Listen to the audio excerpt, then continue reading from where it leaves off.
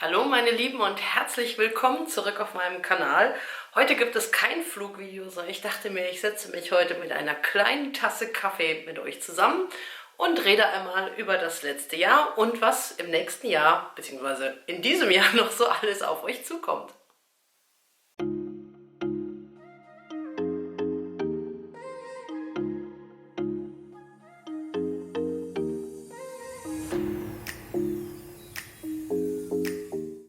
Gut, was hat sich Heli-mäßig denn so alles getan? Diejenigen, die mir fleißig folgen auf Facebook, die werden schon festgestellt haben, dass es am Anfang des Jahres gab es einen neuen Heli, nämlich den Goblin 570 in der Drake Edition. Da muss ich zugeben, den bin ich zwar sehr viel geflogen, meistens aber immer ohne irgendjemanden, der mich gefilmt hat. So ist es halt, ne? Wenn man halt als Frau alleine, ne, immer so nach der Arbeit mal fliegt, dann ist halt keine Sau da, die einen filmt. Muss man halt mit leben. Ich muss mir halt dann extra immer jemanden schnappen und sagen, du kriegst von mir einen Cocktail ausgegeben, wenn du jetzt 6 Minuten dir die Arme tot hältst. Story of my life, ne? Und dann natürlich großes Hallo. Auf der Roter Live wurde der Kraken vorgestellt und ich wollte ihn mir eigentlich nicht kaufen. Und dann habe ich das Ding gesehen und dachte mir, take my money, bitte nehmt mein Geld. Ja, ich habe dann ein wenig gewartet, weil ich auch gesagt habe, ne, es sollen ja erstmal alle Kunden beliefert werden. Es gab eine sehr, sehr große Nachfrage und ich habe meinen dann, glaube ich, Ende August gekriegt. Und dann auch relativ schnell aufgebaut. Ich war sehr begeistert, weil mir gesagt wurde, oh, der baut sich komplett anders auf und musste gucken, nimm dir mehr Zeit, ist alles ganz anders. Und ich muss sagen, es ging sogar noch besser. Also ich habe ja schon wirklich tausende von Goblins aufgebaut, aber der war tatsächlich anders, aber besser. Also mir hat es mehr Spaß gemacht, die Kiste aufzubauen. Und ja, ich muss sagen, fliegt sich sehr, sehr schön. Fliegt tatsächlich ein bisschen präziser. Es stimmt, was man mir gesagt hat. Es ist von der Optik her natürlich nach wie vor Goblin. Sieht ein bisschen anders aus, sieht sehr viel sportlicher aus. Ihr habt gesehen, ich habe die blau-gelbe Edition. Das ist die, die ein bisschen leichter ist. Ja, was noch dazu kommt, ist, ich habe jetzt einen Artikel geschrieben für die Rotor, für das Magazin. Und da geht es eben um meinen unter 5 Kilo Kraken. Weil der Kraken ein bisschen schwerer ist als jetzt zum Beispiel mein Black Thunder, den ich jetzt jahrelang sehr gerne geflogen bin, aber der jetzt leider in Rente gehen muss. Ja, mein Ziel war, die Kiste unter 5 Kilo zu kriegen, einfach mal um zu gucken, ob es überhaupt geht. Und ja, ich habe es natürlich geschafft und habe darüber einen Artikel geschrieben. In meinem letzten Video, was ich hochgeladen habe, habt ihr auch schon einen kleinen Einblick gekriegt. Das Flugvideo ist jetzt zwar nicht so toll, weil ich da 1,5 Monate nicht geflogen bin, aber egal. Diesen Artikel kriegt ihr, glaube ich, im Februar erscheint der im Rotor-Magazin und ich werde auch nochmal ein extra Video dazu drehen und alles erklären, will aber jetzt nicht so viel vorwegnehmen.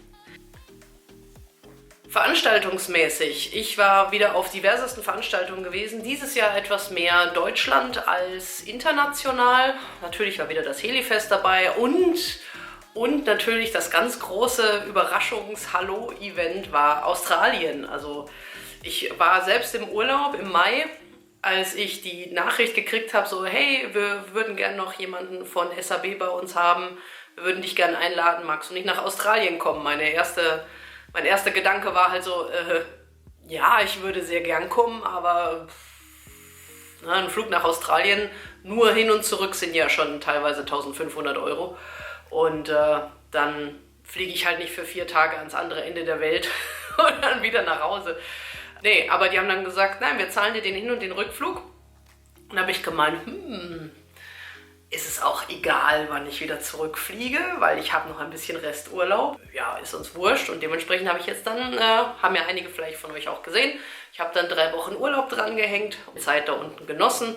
War wirklich wieder atemberaubend. Ich liebe Australien. Ich bin ein alter Vogelfreak für die Leute, die mich kennen. Ich liebe Vögel, deswegen ja auch die Hühnchen und Papageien und alles Mögliche. Und da ist man natürlich in Australien bestens aufgehoben. Ich hatte den Black Thunder dabei für die Leute und auch wahrscheinlich Enrico, der sich geärgert hat, dass ich nicht den Kraken dabei hatte. Das hat einen einfachen Grund. Mein Golfcase ist nach ungefähr 6 Jahren internationalen Reisens tot, nada, niente, kaputt. Fluggesellschaft, komplett alles zerstört. Ich habe mir noch kein neues kaufen können, weil ich auch noch nicht so wirklich das gefunden habe, was ich will, und habe stattdessen einen großen normalen Trolley, für den ich auch nicht extra Sperrgepäck bezahlen muss. Und da passt halt leider nur der Black Thunder rein. Der Kraken ist dafür so ein Stück zu lang.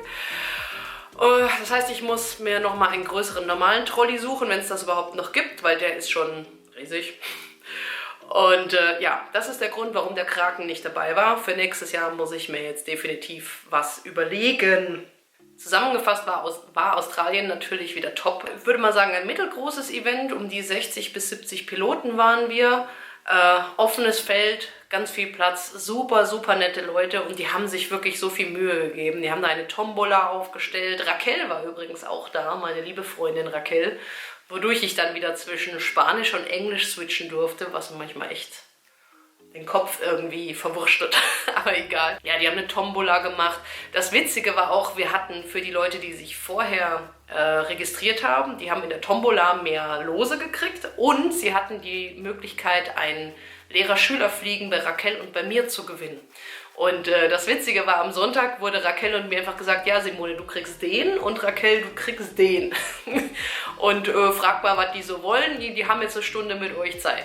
Da dachte ich mir auch, oha, bin ich mal gespannt, ob ich dem überhaupt was beibringen kann. Aber ich hatte einen ganz netten Piloten, der war so auf Medium-Level, würde ich sagen.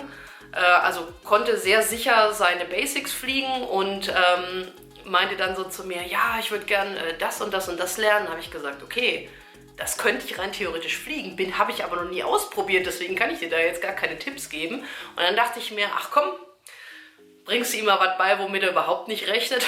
Da gibt es so einen ganz netten Facebook-Post von ihm, wo er so schreibt von wegen, dass ich ihn frage, und, kannst du schon ein paar Pyroflips machen? Nein.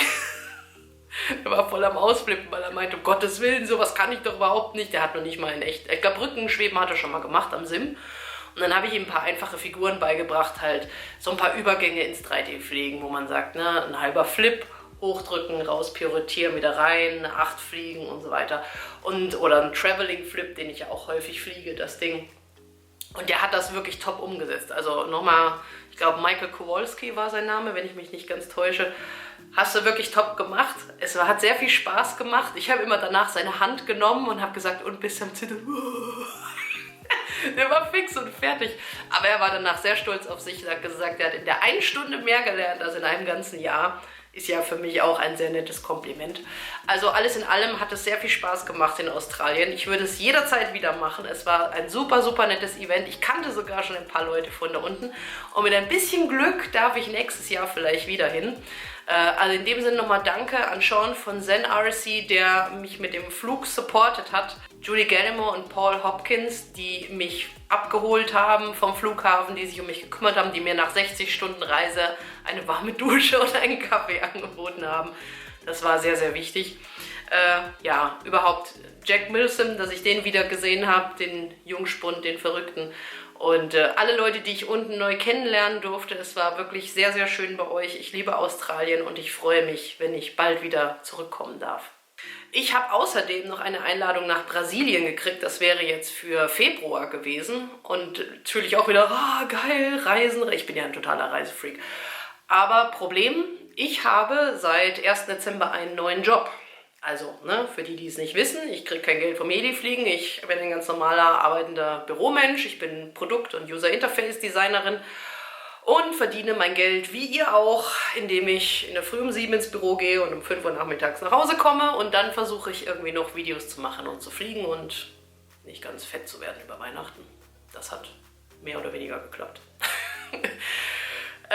Nein, also ich habe einen neuen Job. Ich war bei meinem letzten Arbeitgeber über 5 Jahre, aber es hat sich dann rauskristallisiert, mal den Arbeitgeber wechseln und ja, dementsprechend kam da ein sehr überraschendes Angebot und ich bin jetzt gewechselt. Ich bin nach wie vor im Raum Köln unterwegs und ja, das war jetzt eine komplette Umstellung. Und ich habe jetzt natürlich mich etwas nach oben gearbeitet vom Gehalt, sonst wäre das ja auch alles etwas stumpfsinnig.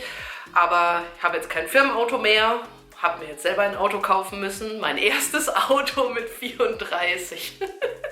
Und Ich fahre jetzt frauentypisch einen Opel Corsa und der Kraken ist schon das erste Mal mitgefahren, also hat die Premiere überstanden. Ich bin jetzt halt in der Probezeit, also bis Juni ist bei mir nichts viel mit Urlaub nehmen. Also fahre ich mal einen Tag, okay, 2 Tage, mehr als 2 Tage kann ich glaube ich nicht machen. Und ja, wenn ich nach Südamerika fliege, dann hätte ich gerne mehr als nur einen extra Tag, weil halt schon ein Tag zum Hinfliegen drauf geht und ein Tag zum Zurückfliegen drauf geht. Und ja, nee, vor allen Dingen, wenn ich halt 700 € für den Flug ausgeben muss, dann geht das halt nicht. Es tat mir selber sehr leid, weil ich wollte schon immer mal nach Südamerika, weil ich ja auch Spanisch spreche. Und ja, jetzt muss das halt warten. Ich habe den Leutchen gesagt, sorry, es ist so und so, Probezeit geht leider nicht. Haben sie auch verstanden. Ich habe gesagt, wenn ihr irgendwann mal wieder was macht, bitte ladet mich ein, dann versuche ich das hinzukriegen. Dann kann ich das auch schon vorher ein bisschen planen und alles und mir Urlaub aufheben. Aber jetzt für Februar, vielen lieben Dank an die Brasilianer für die Einladung, aber es geht halt einfach nicht. Die Leute, die mir auf Instagram gefolgt sind, haben wahrscheinlich mitgekriegt, dass ich die letzten 2 Jahre viel Fotoshootings gemacht habe. Und ich habe einfach gesehen, die Fotoshootings machen mir Spaß, es ist toll, aber es, ganz blöd gesagt, außer Spaß bringt es auch nichts ein. Und dann, glaube ich, bleibe ich doch lieber beim Helifliegen. Also ich habe jetzt halt die letzten 2 Jahre versucht, meine Freizeit zu teilen zwischen Haushalt, Job, Helifliegen, Fotoshootings und Sport. Es hat nicht funktioniert, was ihr auch gesehen habt, weil ja verhältnismäßig ein bisschen weniger Heli-Videos kamen. So gesehen möchte ich jetzt dieses Jahr mich darauf konzentrieren auf Job, ganz wichtig, weil das bringt mir mein Geld ein, womit ich hier diese Miete, die überteuerte in Köln, bezahle. Job an erster Stelle und dann muss ich Helifliegen mit Sport irgendwie den 2. Rang teilen. Also nächstes Jahr wird es auf jeden Fall mehr Kraken-Videos geben. Ich komme langsam an den Punkt, wo ich mit meinem Freund, wir haben hier eine 2-Zimmer-Wohnung in Köln, wo die eine Wand schon komplett voll ist mit Helis, unten im Keller stehen auch noch welche. Ich glaube, wenn jetzt noch sehr viel mehr Helis dazukommen, kriege ich ein Problem. Und dementsprechend werde ich versuchen, jetzt den Level, es sei denn, SAB bringt wieder ganz viele tolle Sachen, die ich alle haben muss. Ich hoffe es nicht. Enrico, lass es. Deswegen werde ich versuchen, mich auf den Kraken zu beschränken. Ich will jetzt auch mal gucken, dass ich mal wieder ein paar Schritte vorwärts mache und nicht immer nur den gleichen Stiefel fliege, was ich ja jetzt schon die ganze Zeit immer mache. Ja, man nimmt sich immer viel vor, das ist ja das Wichtigste. Ob man es dann schafft, ist was anderes. Also ich möchte gucken, auch wieder viele deutsche Veranstaltungen zu machen. Ein paar internationale Events werden natürlich auch wieder dabei sein. Und ansonsten habe ich schon ein paar Ideen, was ich machen will. Ich hoffe, ich komme dazu. Und ansonsten geht jetzt erstmal leider auch der Job ein bisschen vor, weil wie gesagt, das bezahlt mir meine Miete und meine Brötchen. Und ja, man muss ja sehen, wo man bleibt. Ansonsten hoffe ich, ihr hattet ein ganz tolles Jahr 2019. Ihr habt ein bisschen mehr Fortschritte gemacht als ich.